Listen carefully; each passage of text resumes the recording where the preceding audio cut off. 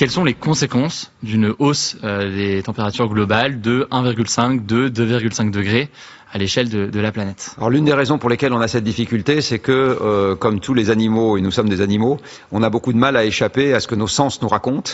Et nos sens, ils nous disent pas ce que c'est qu'une moyenne. En ce moment, on est capable avec notre peau, par exemple, d'apprécier la température qu'il fait dans cette pièce à cette heure-ci. Et en ce moment même, on n'est pas du tout capable d'apprécier la température qu'il fait à Adélaïde, à Tombouctou ou à Brasilia. Donc en fait, une moyenne, ça parle pas du tout à nos sens, on comprend pas. En fait, l'élévation de température en elle-même, elle ne nous dit rien, l'élévation de température moyenne. Ce qui va nous dire quelque chose, c'est tous les événements qui vont à la suite. Je pourrais parler de l'affaiblissement des récoltes. Les Espagnols, par exemple, ils vont perdre 80% de leur récolte de céréales cette année. D'accord. Donc là, on parle plus de 1 degré, on parle de 80% de ce qui pousse dans les champs qui pousse plus. 2,6 degrés au-dessus des normales en moyenne. On est 8 à 10 degrés ce matin au-dessus des normales de saison. On est sous les normales de saison, de 4 à 5 degrés. Ma question que beaucoup se posent, c'est quoi des normales de saison? Alors ce qu'on appelle la normale de saison, c'est tout simplement la moyenne sur 30 ans d'une période de référence. Alors je ne voudrais pas dire de bêtises parce que ça change en permanence maintenant.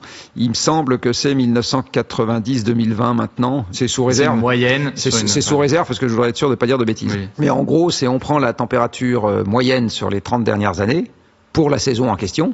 Ça fait une valeur donnée et puis on compare à cette valeur. Voilà. Et donc on dit qu'on est au-dessus de la normale de saison si la température moyenne du mois de juillet par exemple ou du mois d'août est au-dessus de la moyenne des 30 dernières années et qu'on est en dessous si voilà.